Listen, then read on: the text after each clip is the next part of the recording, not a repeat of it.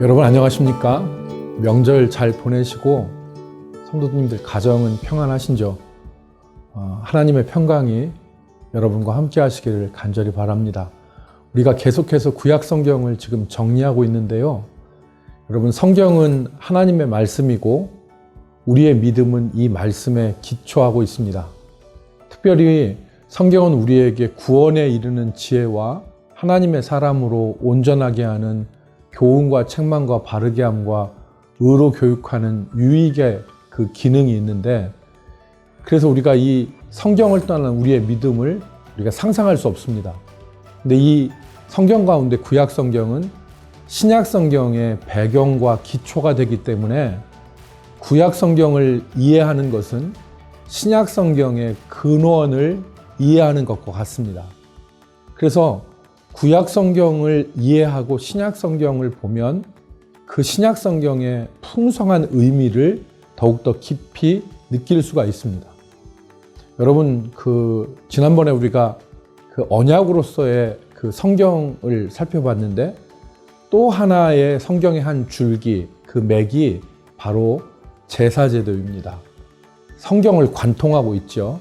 그 관통하는 주제가 바로 제사제도인데, 이스라엘 백성들은 우리가 지난번에 공부한 성전과 성막에서 하나님께 제사를 드렸습니다. 레위기를 비롯한 이 성경을 보면 이 제사제도에 대해서 우리에게 말씀을 하고 있는데요. 여러분, 그림에서 보시는 바와 같이 성전과 성막에서 이스라엘 백성들은 짐승을 잡아서 피를 뿌리고 그것을 번제단에 태워서 하나님께 제사를 드렸습니다. 그런데 이 제사는 사람의 마음대로 드리는 게 아니라 방법과 형식이 정해져 있었어요.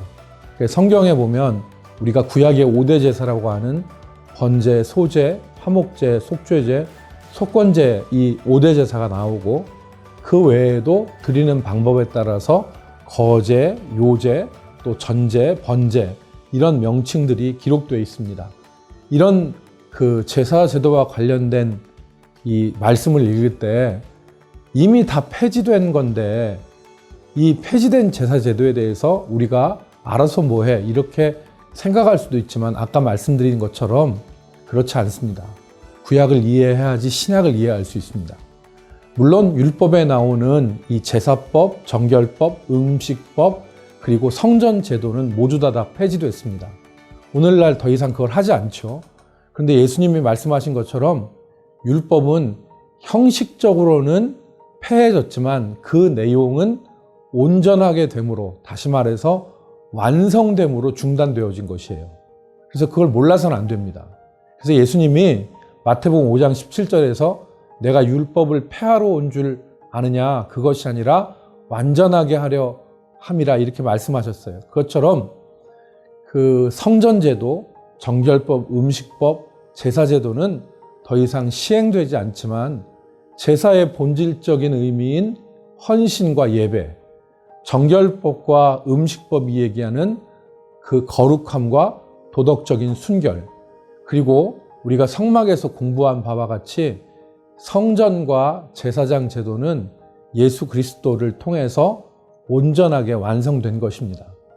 여러분, 신약과 구약의 연속성과 불연속성을 여러분들이 이해하셔야 됩니다.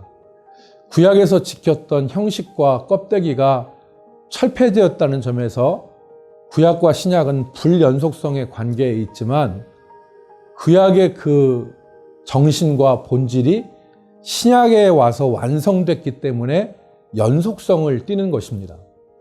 이러한 율법의 완성적 폐지, 즉 형식에서는 폐지되었지만 본질에서는 성취된 것이 구약 율법 전체에 적용됩니다.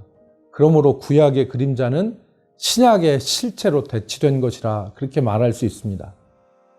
여러분, 그림에서 보는 바와 같이 종교개혁자 마틴 루터가 젊은 시절에 깊은 고민에 빠졌는데, 그것은 자신이 어떻게 거룩하신 하나님 앞에 설 수 있을까 하는 문제였습니다.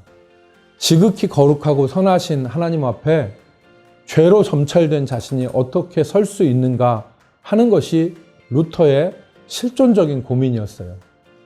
지금도 마찬가지지만 당시 로마 카톨릭 교회에서는 행위 구원, 공로 구원을 가르쳤는데 이게 사람이 행함으로 구원을 받을 수 있다는 거잖아요. 그리고 의롭게 될 수 있다는 건데 로마 교회의 사제였던 루터는 그 방법으로는 거룩하신 하나님 앞에 결코 설 수 없다는 것을 알았습니다. 결코 인간의 행위로서 하나님 앞에 의를 얻을 수 없다는 것을 알았죠. 수도원의 계단을 무릎으로, 돌계단을 무릎으로 기어 오르기까지 고행을 했던 루터지만 결코 만족할 수 있는 답을 얻지 못했습니다. 루터는 당시 수도원장의 조언으로 성경을 읽고 묵상하게 되었고 성경의 진리를 통해서 답을 얻었습니다. 유레카라고 외치진 않았겠지만 이 마틴 루터가 종교개혁의 원리가 되었던 그 믿음으로 의롭다 하심을 얻음, 이신칭의의 원리, justification by faith의 진리를 깨닫고 자유함을 얻습니다.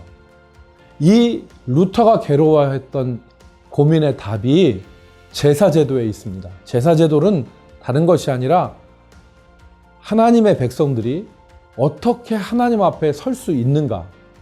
이스라엘 백성들이 죄를 해결하고 거룩하신 하나님 앞에 나아가서 은혜를 받을 수 있는 방법을 시청각적으로 보여주는 것이 바로 제사제도다. 이렇게 말할 수 있습니다. 여러분, 우리가 이 시각으로 제사제도를 보겠습니다. 그 제사에 대한 많은 그런 설명들이 있는데 대부분 5대 제사를 설명하고 그 차이점을 설명하는데 그렇게 가는 것보다 우리가 제사제도가 무엇인지에 대해서 알아보는 것이 더 중요하겠습니다. 여러분, 만약에 어떤 사람이 어떤 하나님의 백성, 이스라엘 백성이 죄를 지었거나 자신의 잘못으로 하나님 앞에 나가지 못하거나 혹은 하나님께 더욱더 죄를 지었지 않았지만 가까이 나가고자 할 때 이스라엘 백성들은 하나님께 제사로 나아갔습니다. 이 제사를 드리는 목적이 속죄를 위해서냐 아니면 하나님께 가까이 가기 위하고 화목하기 위함이냐 하는 것에 따라서 그 제사가 의무적으로 드려야 되는 제사냐 아니면 자원하는 제사냐가 갈렸습니다. 이제 그 명칭에 대해서는 나중에 설명하도록 하고 순서를 보겠어요. 첫 번째, 이스라엘 백성들이 제사를 드리려면 반드시 제물을 준비해야 됐어요. 여러분 잘 아시다시피 소나 양과 같은 짐승이나 비둘기와 같은 새가 제물이 되었는데요. 이 제물은 반드시 흠이 없는 것이어야 됐어요. 눈먼 것, 저는 것, 병든 것 이런 것은 드릴 수 없고 온전한 것으로 드려야만 했습니다. 하나님이 그렇게 명령을 하셨어요. 불태워 없어질 건데 뭐 저는 것, 눈먼 것, 병든 것 드려도 괜찮지 않습니까? 그런데 아닙니다. 온전한 것으로 드려야 돼요. 여러분 성경에 보면은 그 제물이 백성들의 신분에 따라서 달라지기도 합니다. 그래서 숫소를 드리는 사람도 있고 아주 가난한 사람은 집에서 잡을 수 있는 산비둘기라도 제물을 삼아서 하나님께 나아가야 됐습니다. 제물 없이는 하나님 앞에 나갈 수가 없었는데 이것은 마음이 없는 제사, 믿음이 없는 예배를 하나님이 받지 않으신다는 거예요. 온전한 예배, 그리고 온전한 마음으로 하나님 앞에 나아갈 것을 우리에게 교훈하는 것입니다. 하나님은 그런 제사, 믿음 없는, 준비 안 된 이런 제사와 예배를 받으시지 않으시고 아무리 가난한 사람이라도 자신을 대신하여 드릴 수 있는 제물을 준비하여서 드리게 한 것입니다. 두 번째는 이제 제물을 준비하고 이제 제사자는 그 제물을 회막 앞에서 잡기 전에 머리에 안수를 했어요. 레위기 1장 4절에 보면 그 번제물에 머리에 안수한다 그랬는데 이건 전가의 의미예요. 전가. 이 제물은 단순히 동물이 아니라 제사자를 대신하여 하나님 앞에 드려지는 것이고 특별히 죄가 있는 사람은 그 죄를 옮겨지는 것입니다. 그 죄가. 그래서 여러분 우리가 외우는 유명한 이사야 53장 6절 말씀에 보면 우리는 다 양 같아서 그릇 행하여 각기 제 길로 갔거늘 여호와께서 우리 모두의 죄악을 그에게 담당시키셨도다 그랬는데 이것은 예수님이 우리의 죄를 전가받으셔서 우리의 죄를 대신하셔서 우리의 죄를 지시고 속죄 제물이 되신 것을 예언한 말씀이에요. 그러니까 안수한다는 것은 이제 나는 곧 너다. 그리고 나의 죄, 나의 허물, 너가 바로 내가 돼서 하나님 앞에 지금 제물로 드려지는 것이다. 이것을 의미하는 것이죠. 세 번째는 제물을 준비하고 안수하고, 세 번째는 제사장은 그 제물을 잡아서 죽입니다. 그리고 그 피와 살을 제물로 드렸어요. 제사장은 그 제물을 죽여서 그 피를 제단에 뿌리고, 고기는 각을 떤다는 말은 조각을 내어서 번제단 위에 태워드렸습니다. 이 제물의 죽음과 태워짐은, 그리고 그 피는 생명을 드리는 거예요. 죄의 삭은 사망이고, 죄사함을 받기 전에는 반드시 거룩하신 하나님 앞에 나갈 수 없는데, 이 제물이 죽음으로, 죄값을 치름으로, 그리고 죄에 대한 그 값이 드려짐으로 이제 죄의 용서함을 받을 수 있다는 것이죠.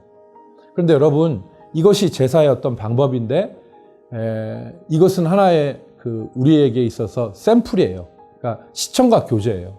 이게 그림자고 모형인데, 실제는 예수님께서 이루신, 예수님이 친히 우리를 대신하여 속죄하시고 우리를 거룩하게 하셔서 우리가 의를 얻는 것을 나타내는 것이죠. 예수님이 친히 우리를 위한 제물이 되셨어요. 그래서 여러분, 마태복음 20장 28절 말씀을 보면 우리가 잘 아는 말씀이죠. 인자가 온 것은 섬김을 받으려 함이 아니라 도리어 섬기려 하고 자기 목숨을 많은 사람의 무엇으로? 대속물로 주려 함이라. 여기서 대속물이 아까 저희가 얘기한 제사 때 드리는 제물이에요. 그래서 예수님은 자기 육체를 십자가에서 찢으심으로 친히 속죄제물 되시고, 짐승의 피가 아니라 자신의 피로 친히 속죄의 피를 삼으신 거예요. 여러분, 그 예수님이 속죄제물이 되셨을 뿐만 아니라 친히 예수님은 우리의 대제사장이 되시죠. 그래서 자신의 피로, 그 보혈로 하나님의 지성소에 들어가서 하나님의 보좌 앞에 나가서 우리 죄를 사하시고 하나님을 향하여 나갈 수 있는 새롭고 산 길을 열어놓으신 것입니다. 여러분, 지난 시간에 성막에서 대제사장이 거룩한 의복을 입고 가슴에 12보석을 차고 하나님의 임재가 있는 속죄소인 지성소에 들어갔을 때 반드시 그냥 들어갈 수 없고 자기와 백성들의 허물을 위하여서 드리는 피를 가지고 들어갔다. 히브리서 9장 7절에서 말씀했어요. 그런데 이 예수님이 자신의 피를 가지고 하나님 앞에 나가신 거예요. 자신이 속죄제물 되시고 자신이 자신의 피를 가지고, 그래서 히브리서 9장 12절 말씀에 보면은 염소와 송아지의 피로 하지 아니하고 오직 자기의 피로 영원한 속죄를 단번에 이루사 단번에 성소에 들어가셨느니라 그랬어요. 그러니까 예수님이 자신을 속죄제물, 화목제물 삼으셔서 육체를 십자가에서 찢으시고 피 흘리심으로, 그리고 그 피를 가지고 손으로 짓지 아니한 창조백에 속하지 않은 더 큰 장막, 온전한 장막, 하나님의 보좌 앞에 나가서 우리를 위하여서 영원한 제사를 드리신 것이죠. 그래서 히브리서 10장 19절로 20절 말씀에 보면, 그러므로 형제들아 우리가 예수의 피를 힘입어 성소에 들어갈 담력을 얻었나니 그 길은 우리를 위하여 휘장 가운데 열어놓으신 새로운 살 길이요 휘장은 그의 육체니라 그랬습니다. 사랑하는 성도 여러분, 우리는 이제 더 이상 하나님 앞에서 짐승의 피로 제사 드릴 필요가 없습니다. 그것은 모형이었고 실제가 우리에게 이미 이루어졌습니다. 예수 그리스도께서 친히 속죄제물 지시고 속죄제물 되시고, 그리고 창조에 속하지 않고 손으로 짓지 않는 아버지의 장막에 들어가서 영원한 제사, 우리의 죄사함과 구원을 이루셨던 것입니다. 그러므로 우리가 이 사실을 믿으면 예수 그리스도께서 우리로 하나님 앞에 나갈 수 있는 이 구원의 길을 열어 놓으신 것을 믿으면 우리가 하나님 앞에 설 수 있고 은혜를 입을 수 있는 것입니다. 여러분, 이제 정리하겠습니다. 구약 성도들은 하나님께 가까이 나가기 위해서, 화목하기 위해서, 자신의 죄사함 받기 위해서 자신을 대신할 제물을 준비하고 죽여드리고 자신을 위하여 성소에 들어가는 제사장의 중보를 기다렸습니다. 그런데 우리 성도들은 새 언약의 중보자 되신 대제사장 예수님이 십자가에서 흘리신 피와 우리를 위해서 주신 생명으로 말미암아서 죄사함 받는 것과, 그리고 그를 의지하여 하나님 앞에 설 수 있다는 것을 믿으면 우리가 하나님 앞에 정말 의롭게 설 수 있는 것이죠. 예수 없이 하나님 앞에 설 수 없고 믿음 없이 하나님 앞에 설 수 없습니다. 이 구원의 길을 허락하신 하나님 앞에 감사하고 믿음으로 십자가를 붙들고 은혜를 사모하는 우리 성도들이 되기를 바랍니다. 다음 시간에 또 뵙겠습니다. 샬롬.